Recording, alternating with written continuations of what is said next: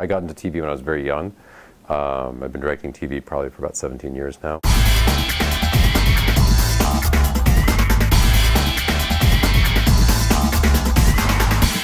You are the director of the hit show House, and we would like to know how you started on that show. I came on to House on episode 5 as a freelance director. I had freelanced for many years. House was one of the places that I came to direct. I directed on Lost, I directed on Heroes. But every time I came here, I had a creative experience that was very unique. I always found that there was a real celebration of the director's contribution in what is normally considered a writer's medium.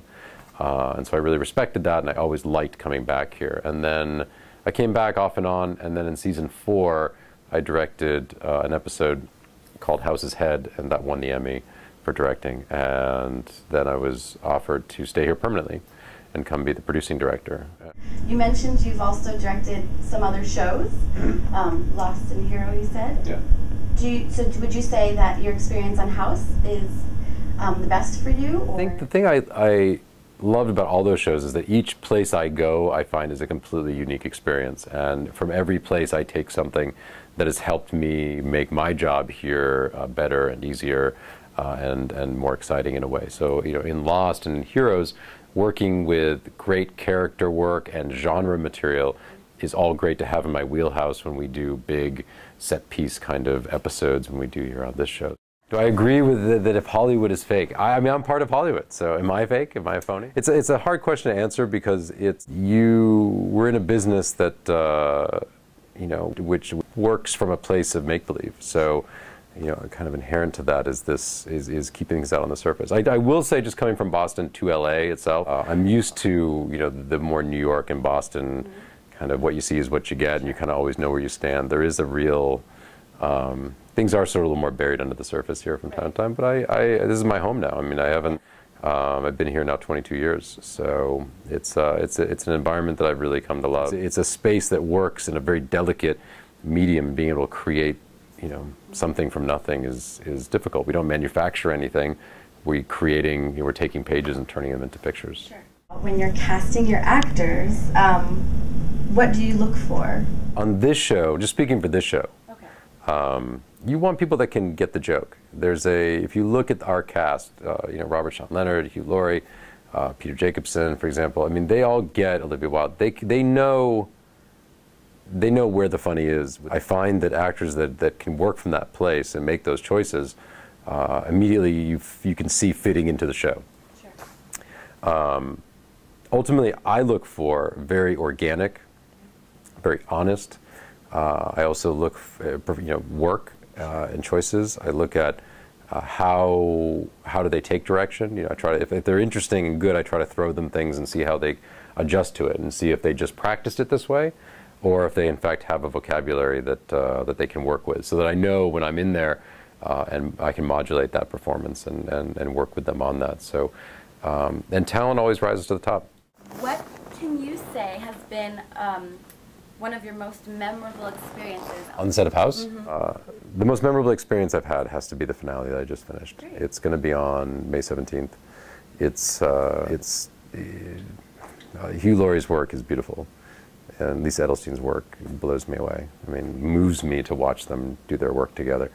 The guest star China Shavers is, you know, incredible, and the work everybody did together was such a privilege to be able to work for that amount of time in those kind of scenes and work on this kind of stuff. I mean, the writing is phenomenal, and when people see it, I think they'll have an experience along with the characters that is hard to capture in television, and I think we're really proud of that.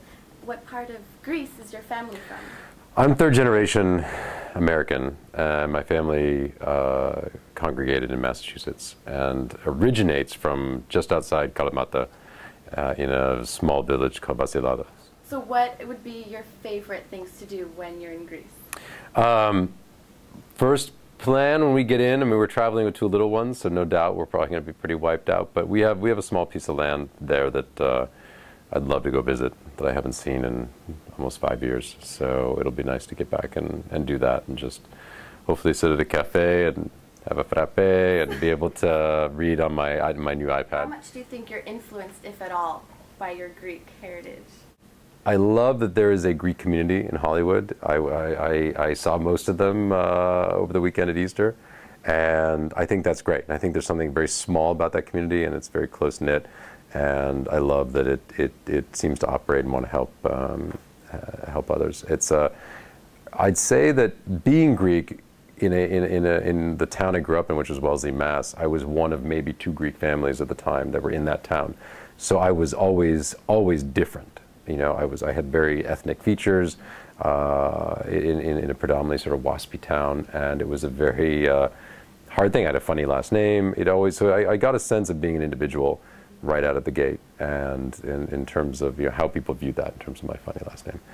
It was, and it was hard. You know, when you're a kid, you don't want to be different. You want to blend in, and I found that it definitely broadened your shoulders and toughened you up in a way. And there was a real connection to that Greek heritage growing up in terms of, you know, the holidays and the celebrations and the big family events, and then that carried over into meeting my wife. And, Sure. and Is your wife Greek? She is, yeah. My 2 sons are the only 4th generation Greek Americans, Yaitanes is out So there. Like, interestingly, I feel less Greek when I'm in Greece. Sure. Because I'm Greek American.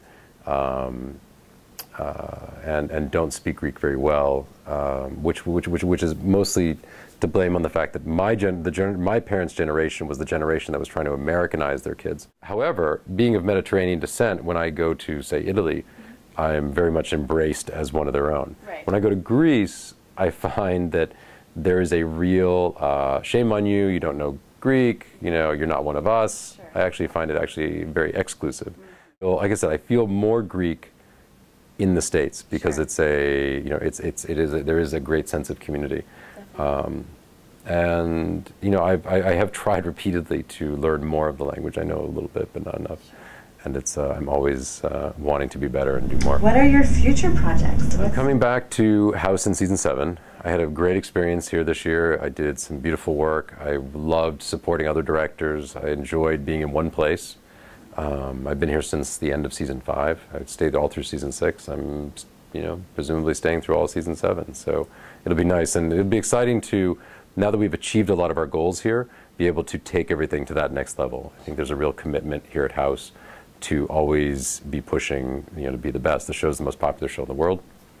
We have, you know, 88 to 90 million people watch the show every week, and with all those eyes on it, we want to use that as an opportunity to try things different and be able to keep pushing what it is that our vocabulary can handle.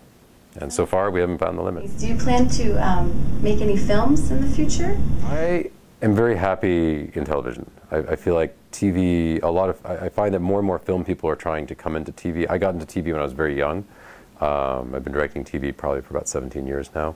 So it was nice to see the evolution of it. And to be honest, in the film world, I don't really have a place right now. You know, in the TV world, I'm one of the guys, and I'm fortunate to be sought after, and I like that, and that's a great place, and I've worked hard to get there. To leave all that, which has been so good to me, to go and pursue film, would be very hard unless I could somehow do it in concert with my work in TV.